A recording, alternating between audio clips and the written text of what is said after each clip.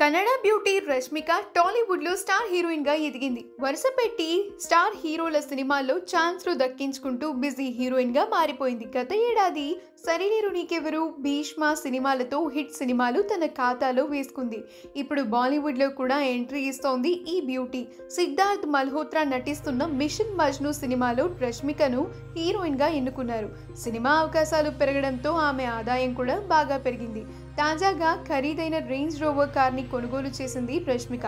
బుధవారం నాడు హైదరాబాద్ నుండి ముంబైకి బయలుదేరిన రష్మిక తన ఇంటి నుండి శంషాబాద్ ఎయిర్పోర్ట్కు బయలుదేరుతూ కొత్త కార్ ముందు నించుని కెమెరాలకు ఫోజులు ఇచ్చారు. ఆ ఫోటోలను సోషల్ మీడియాలో షేర్ చేస్తూ ఇదంతా తనను ఆదరించిన ప్రేక్షకుల వల్లే సాధ్యమైందంటూ ఎమోషనల్ పోస్ట్ పెట్టింది.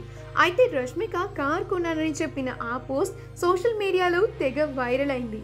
అయితే అంతకు మించి అనేలా రష్మిక చేసిన పోస్టుపై మహానటి డైరెక్టర్ నాగ్ అశ్విన్ ట్వీట్ ఇంకా వైరల్ అవుతోంది. ఈసారి కొంటే మాత్రం ఎలక్ట్రానిక్ కార్ కొనమని సలహా ఇచ్చాడు. అయితే అది కౌంటర్ అంటూ నెటిజన్లు కమెంట్ చేస్తున్నారు. ఆ కార్ వల్ల కాలుష్యం పెరుగుతుందని, అందుకే ఎలక్ట్రిక్ కార్ కొనమని రష్మికకు నాగ్ అశ్విన్ మంచి సలహా ఇచ్చాడని నెటిజన్లు ప్రశంసలు కురిపిస్తున్నారు.